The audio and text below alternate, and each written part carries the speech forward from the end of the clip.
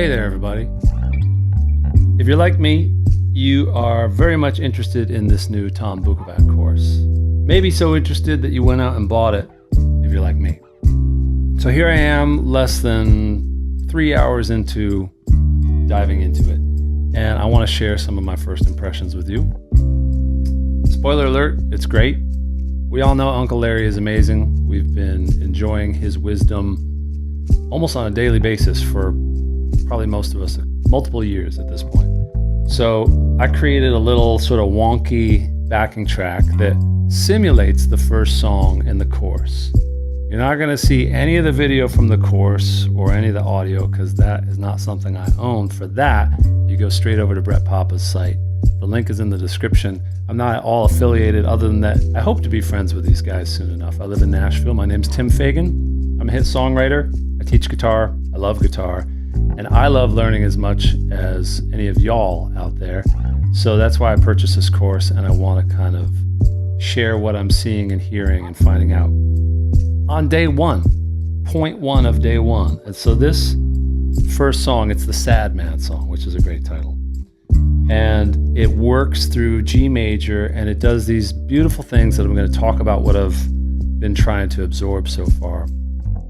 And Tom really gets into, right out of the intro, describing what a session player has and has to listen for in their playing that sets them apart from a beginner, intermediate, and even some advanced players, that microscope that you go underneath when you're listening back to your own playing. And I'm trying to factor that in and be more willing to listen back to my own playing. So let me know in the comments if you have a regular routine of playing whatever you're practicing and then listening back to it, just letting it be music and letting yourself find what you find.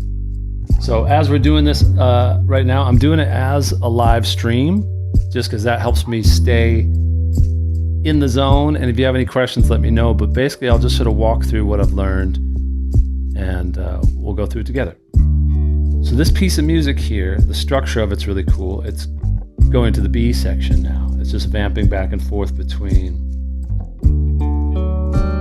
D major down to C major. And what Tom kind of shows us is that that sort of classic Blackbird sequence of what are called tenths is the backbone of the main part.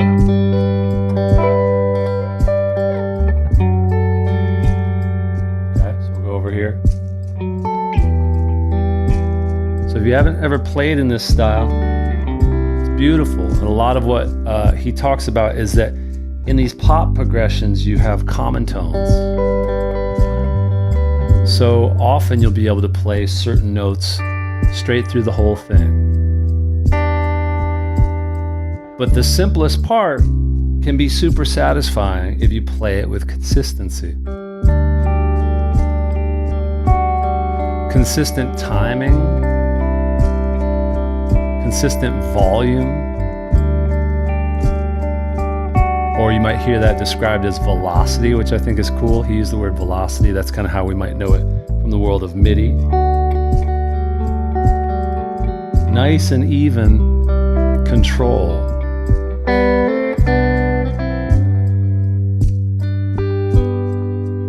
And I just love getting into these subtleties that can help us focus on what matters, which is, like, he talks a lot about the right hand. One of my favorite quotes that he was quoting from a sage guitar player is, your left hand is what you know, right? Your left hand, if it's your fretting hand, is the information that you can show off with, and you can really kind of play some of like the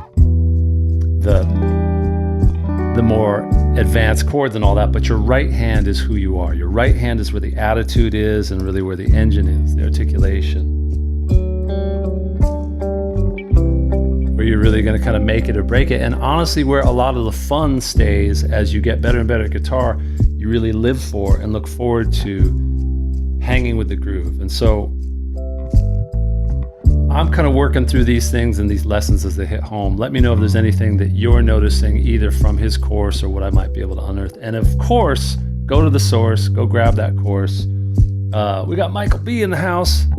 And let's look at over here on our map the thing that I was just referencing. I just laid out these crazy looking dots because sometimes the pattern might be right under our nose and we don't quite recognize it. So right here, you can kind of see the outer notes of a G, right? And then right there, it's walking down. That would basically be a 5 chord over the 7. It's an E minor, passes through the D major, then to that C. I think it goes to the bridge here. Yeah, so now we're just hanging out on D, down to C. You can still keep using these tenths and kind of move around them melodically, meaning you don't always have to match the chords.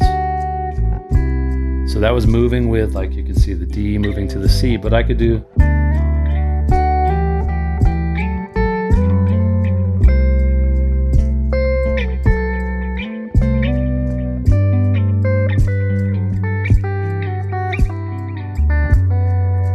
play with the sound and kind of move up and down the sequence. It'll help you memorize it and also free yourself up from always thinking that you have to just move with the chords. That's the beauty of these kind of double stops. So if you look at this, you could see like a G bar chord right there, right? And that's actually a D over the F sharp, right?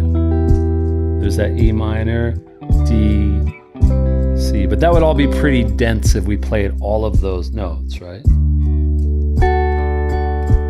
Another thing that he gets into is these droning notes. Maybe not that one, right? You could drone the G throughout the whole thing. But that sets us up nicely to talk about double stops. And again, I'm just enamored with how he can kind of evolve these parts from being really straightforward, but focusing on the right things, meaning focusing on the tone and the intonation. And of course, he'll break into some fills where he really digs in. And that's what we wait for, is those moments where the velocity and the dynamics kind of punch up a bit.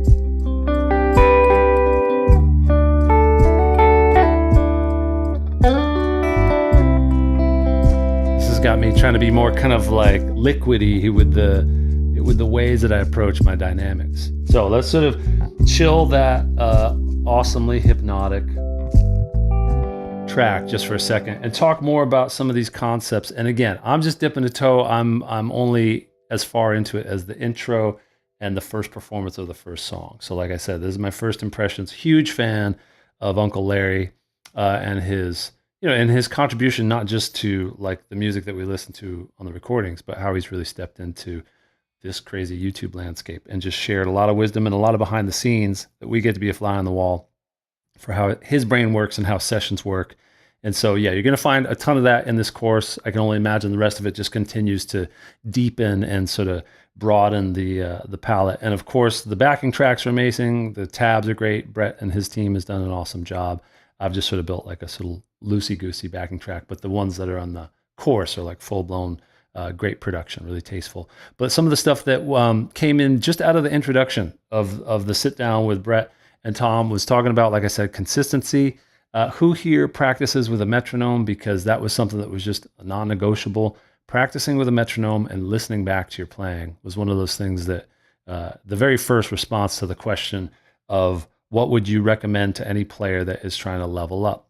And it's like, not that sexy, it's not that fun. And really the point that he was making is that something that you might find yourself playing on a session, not to say that we all want to be session players, but if you're recording, even if you're just recording a part on your own in your bedroom and you're suddenly realizing that you're trying to lock in with a, sounds like, accidentally sounding like the Who, I like that. But if you want to be really consistent with that,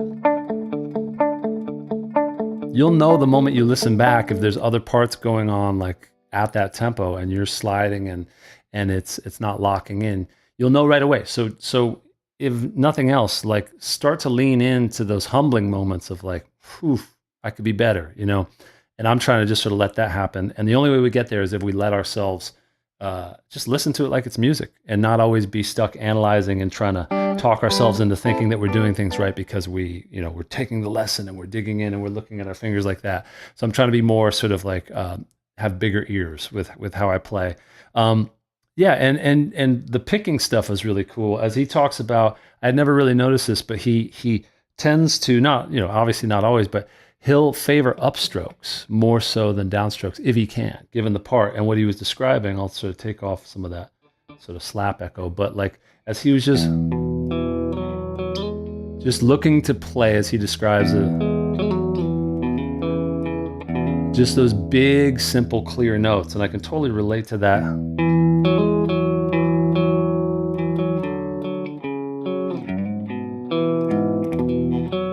Just trying to make it every morsel of it, every bit of it feel just kind of like resonant.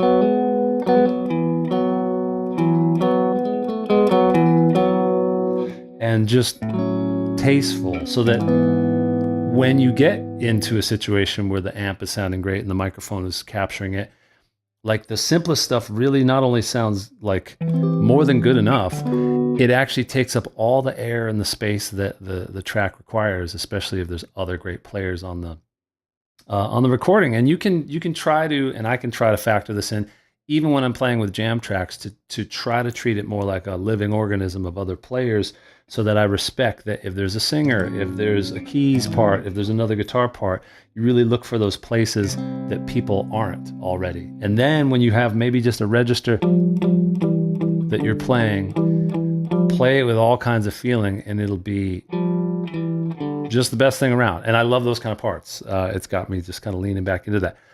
How many of you out there feel like when you go to play different chords in different parts of the neck, sometimes the pitch or the sort of intonation kind of slides on you? And definitely this guitar that I play so much with the MIDI pickup, it's a solid guitar. It's due for a setup. I take it over I like corner music here in Nashville.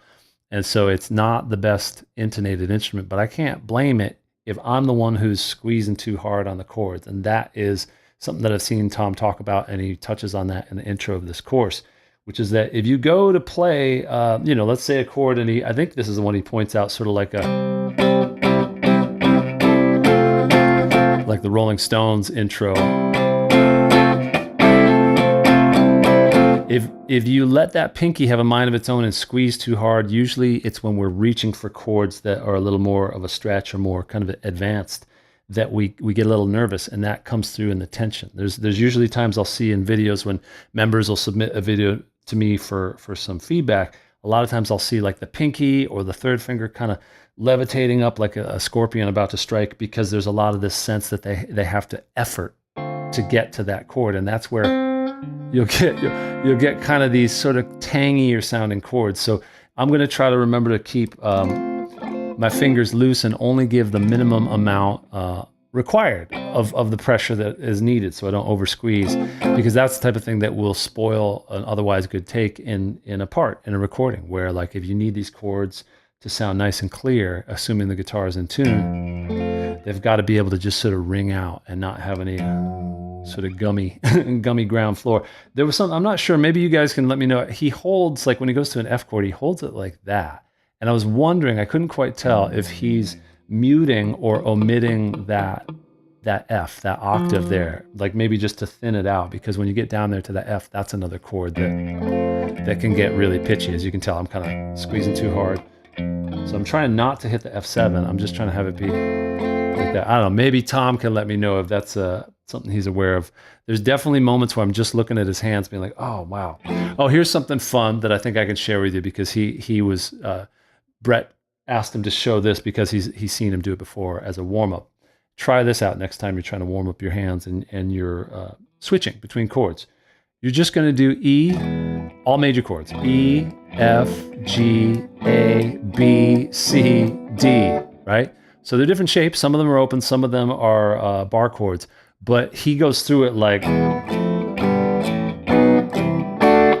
down, up, just like literally as smooth as can be, right? So, and so try that. And obviously he just sort of cranks through it, but I'm trying to be in tune as I do it and avoid having sort of buzzy sort of clams in there, stuff like that. But speaking of which, And again, just to reiterate, none of this is a sort of like spilling the beans. This is more just like, I dig this course. I dig Guthrie's course a ton. I bought that as well. It's amazing. And just in the same way that Guthrie and Tom are different players, different approaches to teaching, and probably different types of a mindset. As you're digging into the way that Guthrie can fly so effortlessly, he does a great job of mapping out the frameworks. I forget the metaphor, like the exact ingredients, but it's sort of like the foundation, the cinder blocks, the sheetrock, and like the way that you build a house. He sort of structures around the arpeggios and the runs that he does that are so critical to that fluid style. And I thought it was cool. One of the things that Tom mentioned in this, and again, in like the second video, is that he's talking about playing over changes. And it sounds great when you can play over changes and move with it. But part of what people love, love it or leave it, the way that there's a lot of, songs that are using the 1, 4, 5, and the 6 minor in popular music, kind of, and they sort of pinpointed somewhere around 2008 and onward. There's just a lot of songs that are just variations of that progression. What people like, humans like, is that there's a lot of tones that can go through it. So like if we're playing a G, one progression that they play is like, this is all going to sound familiar. It's going to sound like various, Wonderwall and things like that. But we've got like a G. If you were to play those two top notes, you've got a G and a D. And let's say we went from that to a C. Common tones right there. Then you go to an E minor. And then when you go to the D, it's going to create a D sus. But it still works in the sense that it all sounds like a puzzle piece falling into place. And I guess what I was going to say is that Tom kind of says like, yeah, when he's asked like, hey, do you like playing over changes, as far as like, that's what separates the pack from real jazz players and the rest of us, I guess, because I don't consider myself at all like fluent to be able to play over really intense changes off the top of my head. I can usually fake it pretty well. But as he was saying, and I feel the same way, is that I don't live in that world often enough to really feel like I could just sort of surf through like, proper jazz and swing changes. Let's talk about bends and vibrato. That was a huge thing that he brought up, as like, he describes bends as being the last thing that an advanced player or an intermediate player, basically, that a player needs to really master before they can, he literally described it as the last thing that they'll learn. Like after you've gotten the information of the chords, which really is kind of one of the first things you get under your hands, is like these shapes. The rhythm and the timing and the groove is essential. Like, and again, being sort of brought to the realization that there'll be parts that you play in a song that if we were to just solo the guitar part, you got to do that for like 2.5 minutes and then be ready. Some change, but basically you have to be super consistent. So it's the right hand that is the star of the show. And with that in mind, something that he was saying was sort of invisible to him until years after being a session player already, is the intonation with the bends. And so, really getting to know what it's like to feel, let's say we're in E, like where you're trying to aim. And how many of you guys have a practice of, testing out the note fretted and then matching it and really checking to hear whether or not it's hitting dead on or if it's a little sharp. And I'm hit and miss sometimes. I got to sort of work my ear up to it. But it is the thing that can make or break any take and any solo, whether it's in a sort of under the microscope session in a recording context or not. One thing he said that totally warmed my heart, he said it with some real passion. He was like, oh man, whenever you see a guy trying to bend and they got their fingers apart, it just kills me, because you're never going to get any power. And that's what I'm always sort of harping on about to my members know, you guys know, when it comes to the bending, if you were to try to press, like if I'm trying to bend this note with just the finger that is on the fret, I'm not exaggerating, there's no way I'm going to be able to get up there. Dying cat all day. But the moment that I bring these fingers together, like the pack of hot dogs, I got all kinds of leverage to get where I need to go.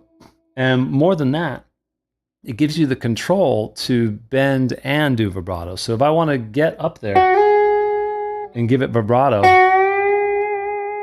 I got to be able to have more than enough fuel in the tank, basically. So try to bring your fingers together. That's me telling you what I've told other people and feeling a bit validated that Tom was mentioning that too. And he really makes a point of vibrato. And then I'll kind of, wrap this lesson up with some playing again over that set of changes that we started off with. This is, I don't know if there'll be a additional part, but I just want to jump in early. And if there's anyone who's wondering, oh my gosh, grab this course, obviously. At the time of recording this, it's on sale. I would say it's incredibly well worth it. And again, I've only gotten into part one of the first video, the first song and the first performance, but it's already showing that there's going to be a lot of like Zen wisdom, hands-on stuff, great tabs, backing tracks. So if you see this, Brett and Tom, good work, and the whole team, the Brett Papa team, you guys are crushing it as always. So vibrato. How many of you feel like you have some awareness of what your signature vibrato is? Because this was described, as they were talking about this, as like it's kind of the player's signature. It's almost like their voice, like their literal and sort of signature sound in their voice. Because if and this was something he was describing, is that if he's ever in a jam and he hears a player that has kind of an autopilot vibrato that they put on everything, like ketchup all over meatloaf, it's an indicator that they haven't yet reached that point where they are making it an intentional thing. He literally says that when he's jamming and playing, probably the main thing he's deciding, note by note, is whether or not to put vibrato on it, right? So, because there's plenty of cases where if you were to play a bend, let's say we go back to this bend here, if I just don't give it any vibrato, it's got a real kind of interesting, kind of bold contrast. And then put the vibrato on the landing or something, right? He describes sort of like the fast vibrato, that sort of sting vibrato is like having an attitude. It has a feeling. It has like kind of sounds a little bit more angry, or sort of like.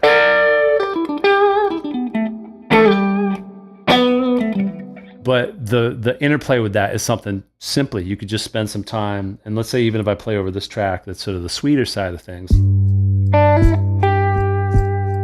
slow vibrato, right? Like vocal cords.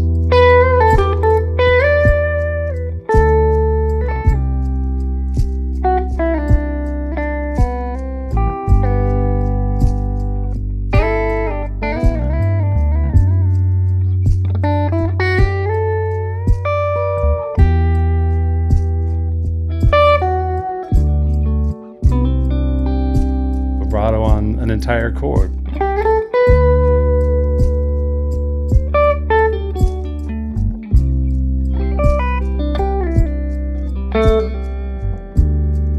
So let's lay out one other bit of information here in addition to what we had moments ago with those tenths. This is something that's just coming from my bag of tricks that I hear him doing, but this is not directly coming from the course, but I really enjoy doing this whenever it comes up. Just take a scale and lay it out on one string, right?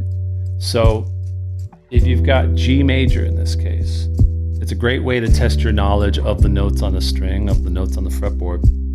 Just talk and walk your way through it. So we got B, we've got C, we've got D, E, F sharp, right? That's the one sharp that exists in the G major scale. G, A, and B. And now just watch what happens. We'll keep the same color. If we do the exact same thing, just on the G, on that string, we'll start with the G, A, and this will make more sense when I sort of group it and color code it right after this. So G, A, B, C, D, E, and there's that F sharp. We're back to G. So often when people are asking about, well, with double stops or with sixths or with thirds, how do you not get lost? And this is basically it. So if I then sort of group these, the way that we kind of see them when we grab them, it kind of breaks up into a sort of memorable pattern. And I usually use the location of the roots as kind of like an anchor. You can use whatever works for you, but like there's a G, and there's a G, and there's another G up here. And I basically try to, something like this, moving really slowly, you can kind of quiz yourself and move with the changes. Now these thirds don't always have to go with the chords, but they can match if you start to see like, oh yeah, like these little diagonal shapes, we've seen them before, like inside a bar chord. So like if I play this D right here, look at those notes light up right there. There's that C. You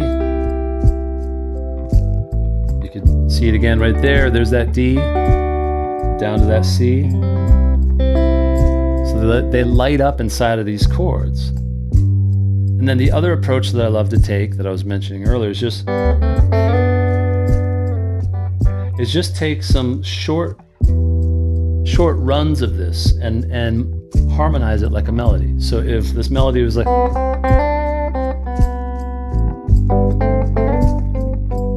you can then answer it with a harmonized version.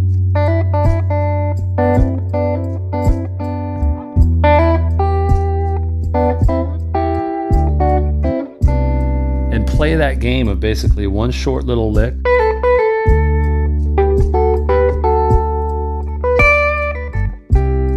And then break it up so that you're not always staying on those double stops. That's what comes through, and you'll see when you get this course and you check out Tom's playing, there'll be these really beautiful patterns that kind of work with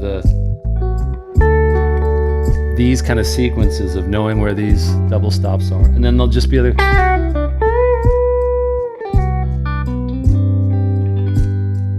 okay, so set up a pattern and then break it. And that's all I got for you this time. If you do buy the course, let me know. I'll keep reporting back with my progress in one form or another. Maybe you'll just see it and hear it in my playing. Maybe me and Tom will jam at some point. Anyway, always in the woodshed, always working. Hope you guys enjoyed this. And if you want to check out our community, it's amazing. A lot of members are right here watching right now. They didn't know about this stream until like 5 minutes before I went live. That's how cool they are. And you get 2 weeks free to try everything. We get together and we jam live every night. You can watch the replays in your own time. We're just chipping away at it, having fun. All right, keep having fun. We'll see you out there. Woo!